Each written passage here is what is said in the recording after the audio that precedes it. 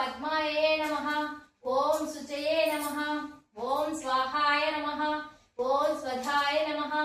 ఓం సుధాయ నమః. ఓం ధన్యాయ నమః. ఓం హిరణ్యాయ నమః.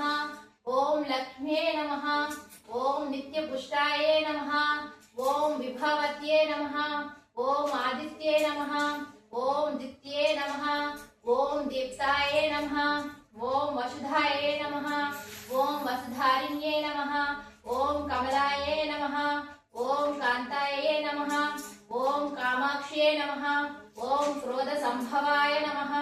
ఓం అనుగ్రహపదాయ నమః. ఓం బుద్ధయే నమః. ఓం అనఘాయ నమః.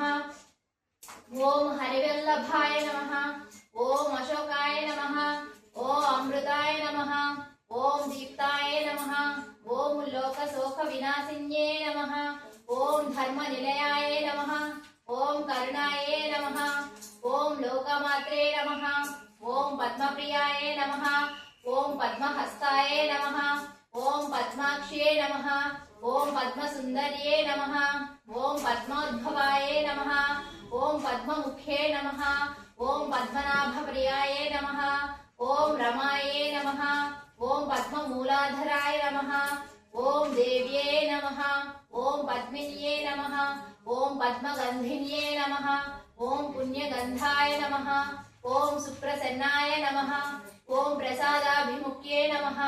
ఓం ప్రభాయే నమః. ఓం చంద్రవదనాయ నమః. ఓం చంద్రాయే నమః. ఓం చంద్ర సహోదర్యే నమః. ఓం చతుర్భుజాయ నమః. ఓం చంద్రరూపాయ నమః. ఓం ఇందిరాయ నమః. ఓం ఇందు శీతలాయ నమః. ఓం ఆహ్లాదజనన్యే నమః. ఓం పుష్టియే నమః. ఓం శివాయే నమః. ఓం శివకర్త్యే నమః. ఓం సత్యే నమః. ఓం విమలాయే నమః. ఓం విశ్వజనన్యే నమః. ఓం పుష్టయే నమః. ఓం దారిద్ర్యనాశిన్యే నమః. ఓం ప్రీతి పుష్కరిణ్యే నమః. ఓం శాంతాయే నమః. ఓం శుక్లమూల్యాంబరాయ నమః. ఓం శ్రియాయే నమః. ఓం భాస్కర్యే నమః. ఓం బిల్వనిలయాయ నమః.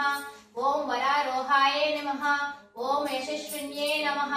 ఓం వసుంధరాయ నమః. ఓం ఉదారంగాయ నమః. ఓం హరిణ్యే నమః. ఓం హేమమాలిన్యే నమః. ఓం ధనధాన్యకర్త్యే నమః. ఓం సిద్ధయే నమః. ఓం స్త్రైణ సౌమ్యాయ నమః. ఓం శుభప్రదాయ నమః. ఓం నృపవేష్మగతానందాయ నమః. ఓం వరలక్ష్మ్యే నమః. ఓం వసుప్రదాయ నమః. ఓం శుభాయే నమః. ఓం హిరణ్య ప్రాకారాయ నమః. ఓం సముద్రాయ తనయాయ నమః. ఓం జయాయే నమః. ఓం మంగళయ దేవ్యే నమః. ఓం విష్ణు వక్షస్థిలాయే నమః. ఓం విష్ణు పత్నే నమః. ఓం ప్రసన్నాక్షే నమః. ఓం నారాయణ సమాశ్రితాయే నమః. ఓం దారిద్ర్య ధ్వంసిన్యే నమః. ఓం దేవ్యే నమః. ఓం సర్వోపద్రవారిణ్యే నమః. ఓం నవదుర్గాయే నమః. ఓం మహాకాళ్యే నమః. ఓం బ్రహ్మ విష్ణు శివాత్మికాయే నమః. ఓం త్రికాల జ్ఞాన సంపన్నయే నమః. ఓం శ్రీ భువనేశ్వర్యే నమః. ఆదితోర గ్రంథి పూజ. ఓం కమలాయ నమః. ప్రథమ గ్రంథిం పూజయామి. ఓం రమాయే నమః. ద్వితీయ గ్రంథిం పూజయామి. ఓం లోకమాత్రే నమః. తృతీయ గ్రంథిం పూజయామి. ఓం సర్వజనన్యే నమః. చతుర్గ్రంథిం పూజయామి. ఓం మహాలక్ష్మ్యే నమః. పంచమ గ్రంథిం పూజయామి. ఓం క్షీరాబ్ది తనయాయ నమః. షష్ఠి గ్రంథిం పూజయామి. ఓం విరూపాక్ష్యే నమః. సప్తమ గ్రంథిం పూజయామి. ఓం చంద్ర సౌధర్యే నమః. అష్టమ గ్రంథిం పూజయామి. ఓం హరివల్లభాయ నమః. నవమ గ్రంథం పూజయామి. వరలక్ష్మి వ్రతోత్సవ ప్రారంభం.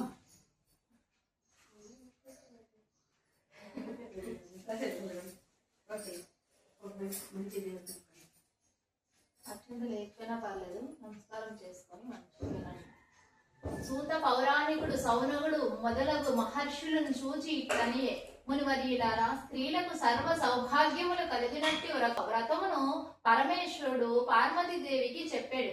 దానిని చెప్పెదు వినుడు. కైలాస పర్వతమున వజ్ర వైఢూర్యాది మణిమై ఖచ్చితంబుగా సింహాసనంబునందు పరమేశ్వరుడు కూర్చుండి అండ పార్వతీదేవి పరమేశ్వరునికి నమస్కరించి, దేవా, ఈ లోకమున స్త్రీలు ఏ వ్రతం వనొచ్చినా సర్వ సౌభాగ్యంబులు పుత్ర పౌత్రాదులు కలిగి సుఖంబుగా నుందురో అట్టి వ్రతము నా కానతీయ వలయునని పరమేశ్వరుడు ఇట్లనే.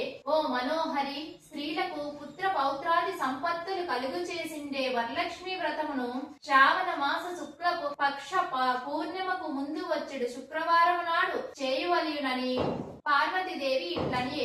ఓ లోకారాధ్య, నీ వానతించిన వరలక్ష్మి వ్రతంబు ఎట్లు చేయవలయునో ఆ వ్రతంబునకు విధి ఏమి, ఏ దేవతను పూజింపవలయును, పూర్వం వెవ్వరిచే ఈ వ్రతం ఆచరింపబడింది, వీని వల్ల వివరంగా వచింపవలయునని ప్రార్థించిన పరమేశ్వరుడు పార్వతీదేవిని గాంచి, ఓ కాత్యాయని, వరలక్ష్మి వ్రతము సవిస్తరముగా చెప్పెద వినుము. మగదేశంబున కుండినంబున ఒక పట్టణము గలదు.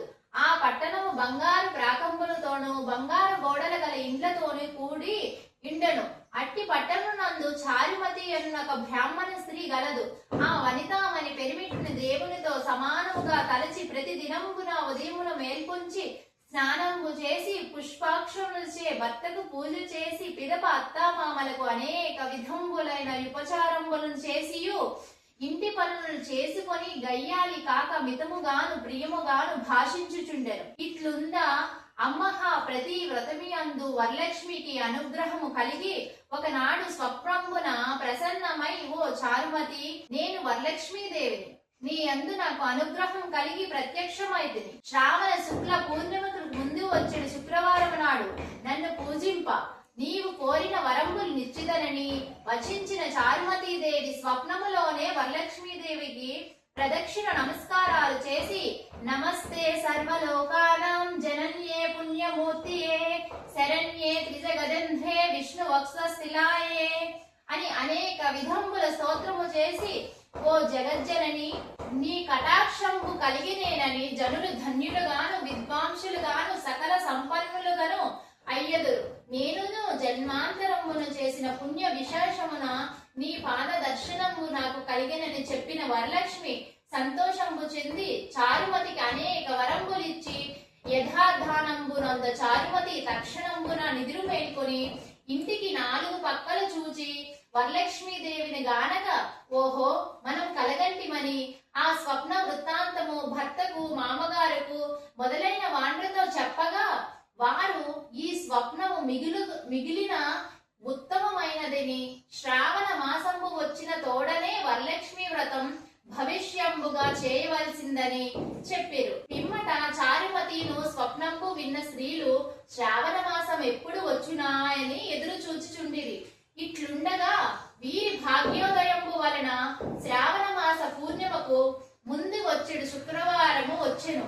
అంత చారుమతి మొదలగి స్త్రీలందరూ ఈ దినంబే కదా వరలక్ష్మీదేవి చెప్పిన దినంబని ఉదయంబుని మేల్కొంచి స్నానంబులు చేసి చిత్ర వస్త్రంబులను కట్టుకొని చారుమతీదేవి గృహంబులను ఒక ప్రదేశంబున గోమయంబుచే నలికి మండపం ఏర్పరిచి ఎందుకు ఆసరంబు వేచి దానిపై కొత్త బియ్యం పోసి మర్రి చిగుళ్ళు మొదలగు పంచవల్లంబులచే కలసం ఏర్పరిచి ఎందు వరలక్ష్మీదేవిని ఆవాహనం చేసి చారుమతి మొదలగు స్త్రీలందరూ మిగిలిన భక్తి యుక్తులై సాయంకాలంబున పద్మాసనే పద్మకరే సర్వలోకైక పూజితే నారాయణ ప్రియే దేవి సుప్రీత భవ సర్వదా అను నీ శ్లోకముచే ధ్యాన వాహనాది షోడశోపచార భూచలం చేసి 9 సూత్రముల గల తోరణమును దక్షిణ హస్తమును గట్టుకొని వరలక్ష్మీదేవికి నానావిధ భక్ష్య భోజంబును నివేదన చేసి ప్రదక్షిణం చేసి ఇట్లొక ప్రదక్షిణం చేయగానే ఆ స్త్రీలకందరికి కాళ్ళయందు గల్లు గల్లుమన్న ఒక శబ్దం కలిగెను.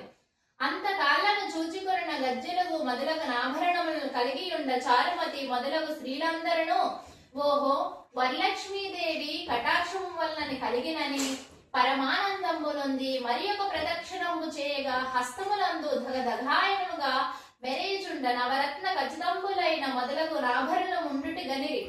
ఇంకా చెప్పనేలా 3వ ప్రదక్షిణంపు గావించిన తోడనే ఆ స్త్రీలందరూ సర్వభూషణ అలంకృతులయ్యేరి. చారుమతి మొదలగు నా స్త్రీల గృహంబులెల్ల స్వర్ణమయంబులై రథ గజ తురంగ వాహనములు తోడ నిండియుండెను.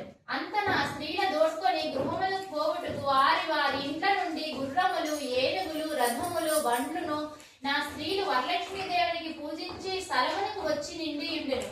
పిదప చారుమతి మొదలగు స్త్రీలందరూ తమకు కల్పోక్త ప్రకారముగా పూజ చేయించిన బ్రాహ్మణోత్తమునికి గంధ పుష్పాక్షతలచే పూజించి 12 కుడుములు వాయనం దానం ఇచ్చి దక్షిణ తాంబూలం లొసంగి నమస్కారం చేసి ఆ బ్రాహ్మణోత్తమును నీచే ఆశీర్వాదంబు నుండి వరలక్ష్మీదేవికి నివేదనలు చేసిన భక్ష్యాదులను బంధువులతో కలిసి నెల్లెలను భుజించి తమ కొరకు వచ్చి కాచుకొని ఉండు వాహనములపై ఇండ్లకు పోవచ్చు. ఒకరితో ఒకరు ఓహో చారుమతీదేవి భాగ్యం ఏమని చెప్పవచ్చు.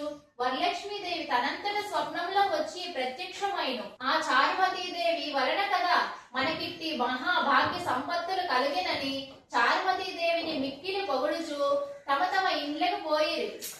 పిదప చారుమతి మొదలగు స్త్రీలందరూ ప్రతి సంవత్సరమున నీ వ్రతము చేయుచు పుత్ర పౌత్రాభివృద్ధి కలిగి ధన కనక వస్తు వాహనంలో తోడం గూడుకొని సుఖంబుగా నుండిరి.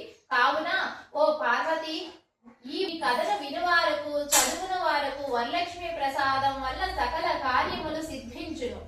మేమైతే చాలా బాగా చేసుకున్నాం ఫ్రెండ్స్. మీరు కూడా ఈ వరలక్ష్మి వ్రతాన్ని ఎలా చేసుకున్నారో మాతో షేర్ చేసుకోవాలని తప్పకుండా ఆశిస్తున్నాను. అండ్ మా పూజ నచ్చితే లైక్ చేయండి, షేర్ చేయండి, సబ్స్క్రైబ్ చేయండి.